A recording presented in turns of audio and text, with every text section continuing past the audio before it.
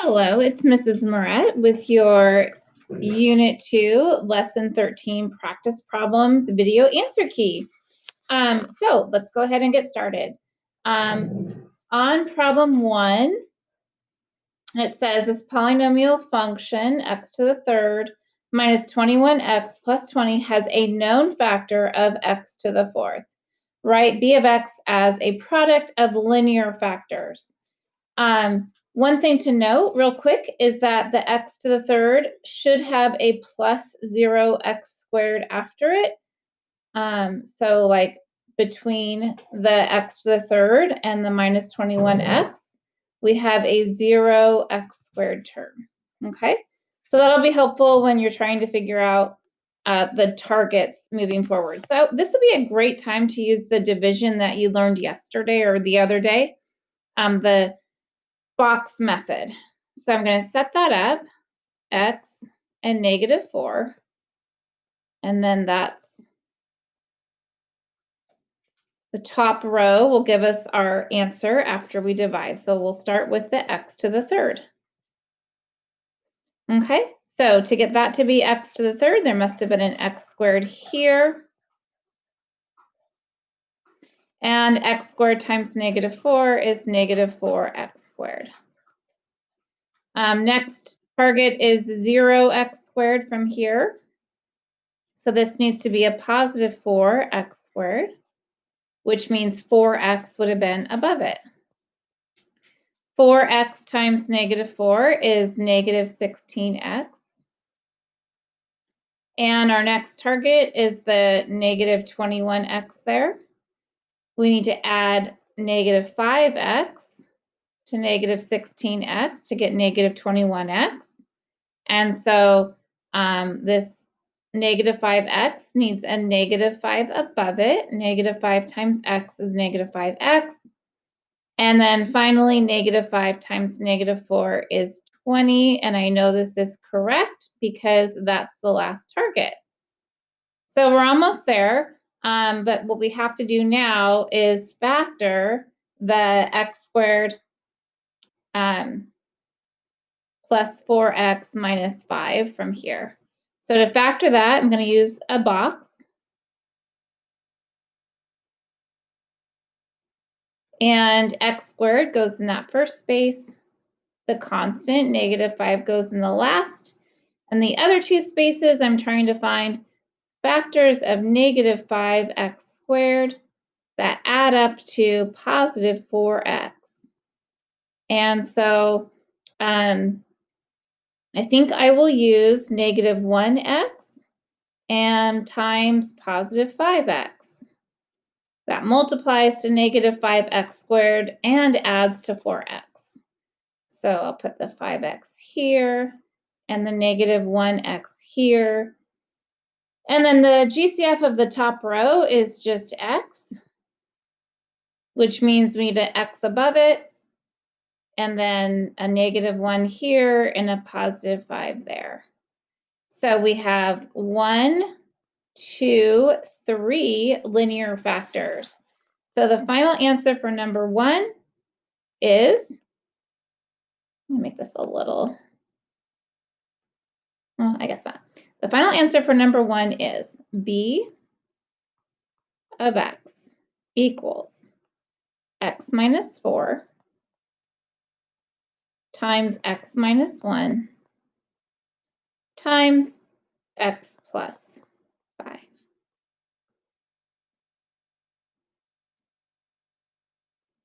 Okay, number 2. The function p is defined by p of x equals x to the third plus 7x squared minus 26x minus 72. X plus 9 is a known factor.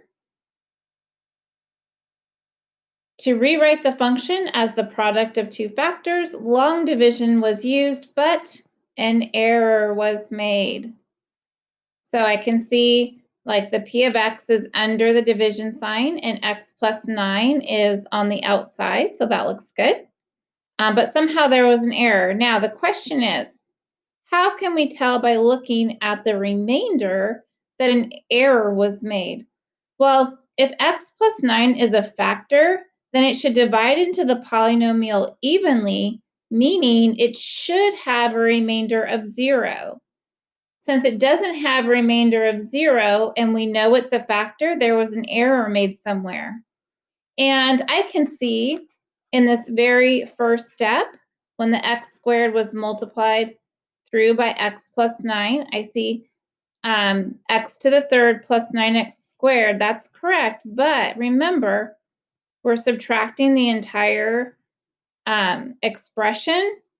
And so this is 0 here, but 7x squared minus 9x squared, this term here should be negative 2x squared. So since the mistake was made, you know, way up here, everything after it is also incorrect. But the reason why we know is right here. This should be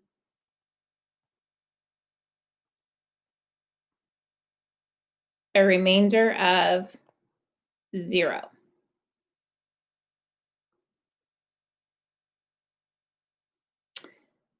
Okay, problem number 3 says for this polynomial, we know x minus 5 is a factor. Select all other linear factors. So let's go ahead and check on A. Is x plus 1 a factor? So if it's a factor, I'm going to go ahead and divide it into the polynomial x to the fourth minus 2x to the third minus 21x squared plus 22x plus 40.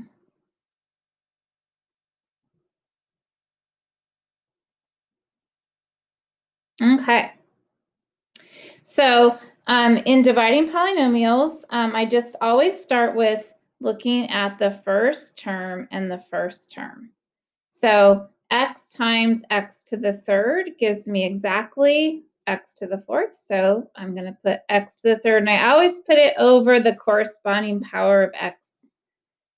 That's how I would line that up.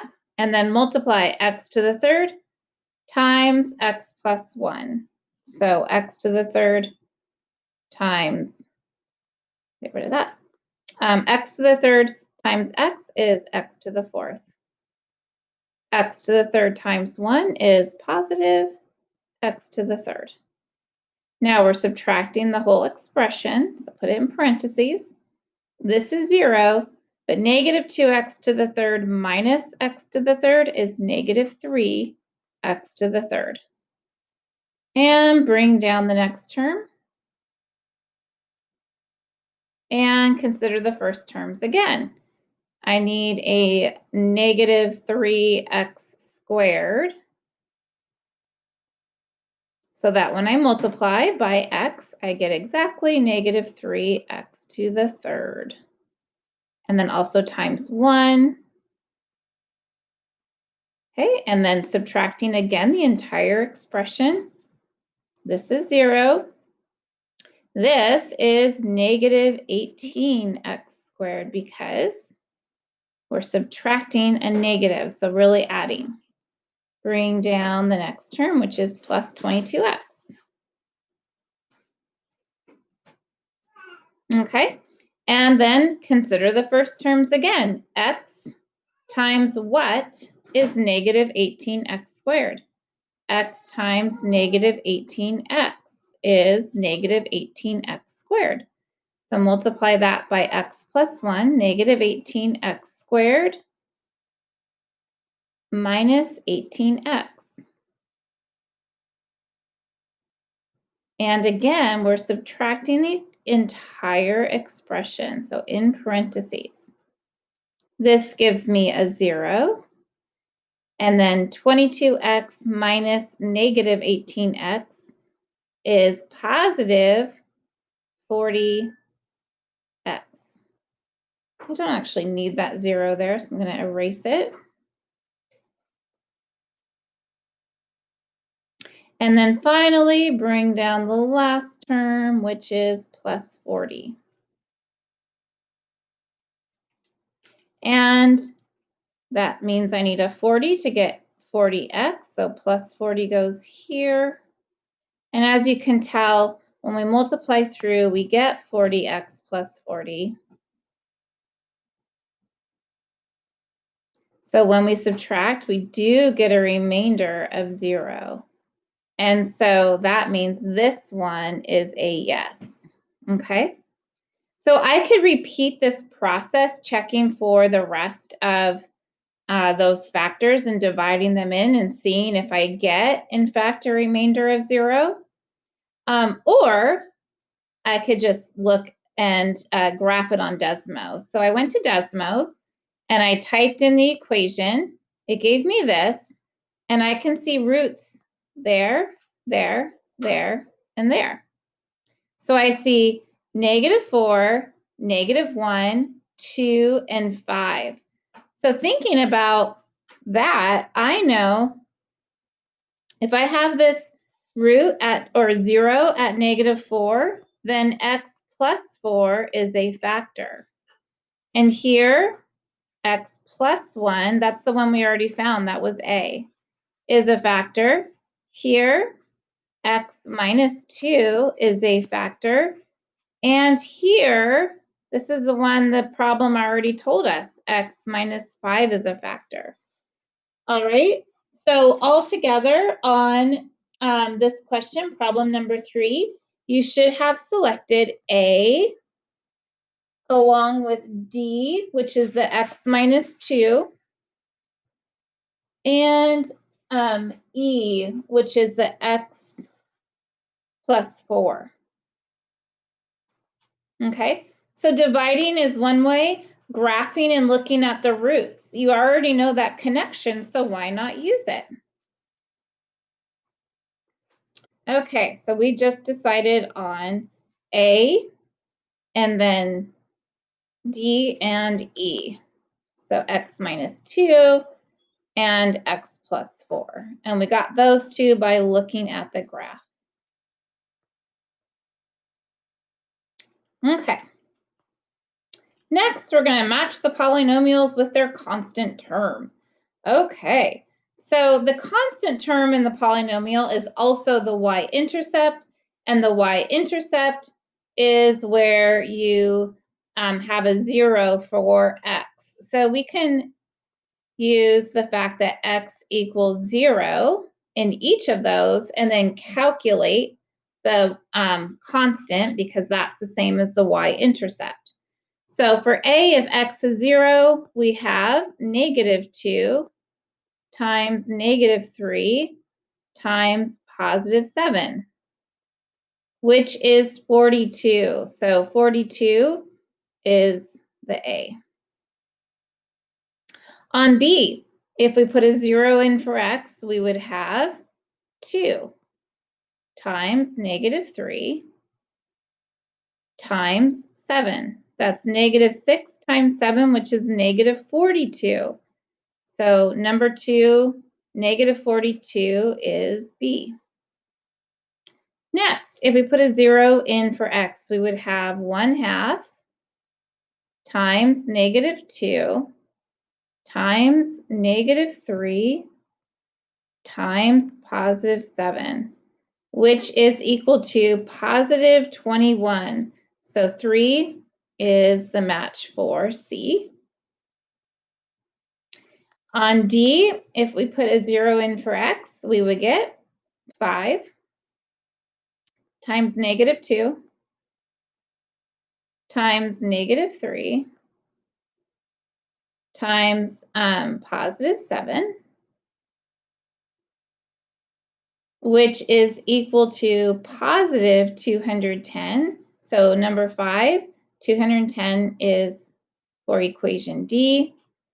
And obviously number 1 is going to be E, but it's basically the same as the one above it, except it has a -5 to begin with. So it's -5 times -2 times -3 times +7.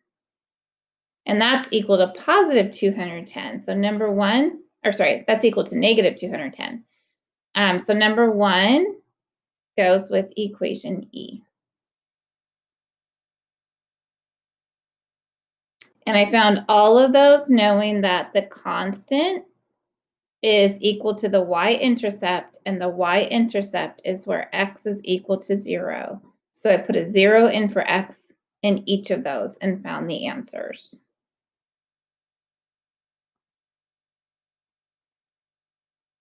Number 5, what are the solutions to this equation? This was another excellent problem to put into Desmos.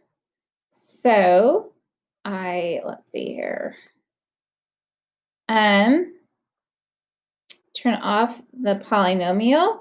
We had x minus 2 times x minus 4, which is a parabola, and then equals 8.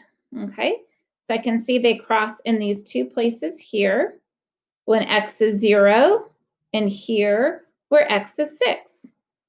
So since that's where they cross, then the solutions are going to be x equals 0 and x equals 6.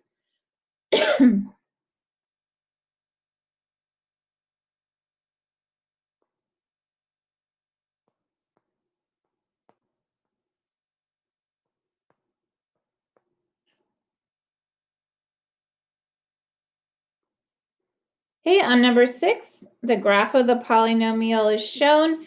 Which statement is true about the end behavior of the polynomial? So on this polynomial, I can see that as x gets larger in the negative direction, at the end, y is getting larger in the negative direction. And as x is getting larger in the positive direction, y is getting larger in the positive direction. And so the statement B is the one that corresponds to what's happening in the graph.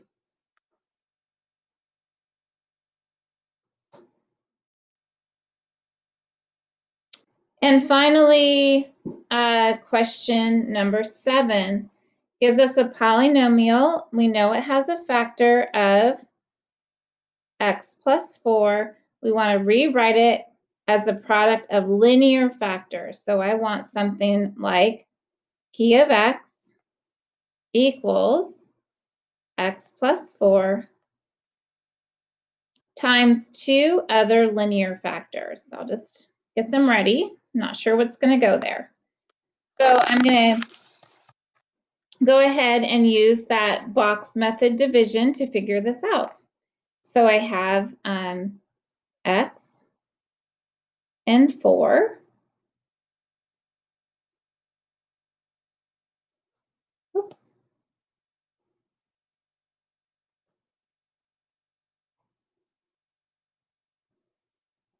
And my first target is x to the third. So that goes here. I need an x squared above it. And then this will be 4x squared. Okay, the next target is 3x squared. So that means this needs to be a negative 1x squared. And in order to get a negative 1x squared here, I need a negative x there. And then negative x times 4 is negative 4x. And the next target is negative 6x, which means for those to add up to negative 6x, this needs to be negative 2x. And above it is a minus 2. And so negative 2 times 4 is negative 8, which reaches our final target over there. So that's good. So I have the x plus 4. Now I have to figure out how this factors. So we're looking to factor x squared minus x minus 2. So using a box, x squared goes in the first box, negative 2 goes in that box, And then I have to find factors of negative 2x squared that add up to negative x. And remember, that's like negative 1x. So how about 1x and negative 2x? I think that'll work.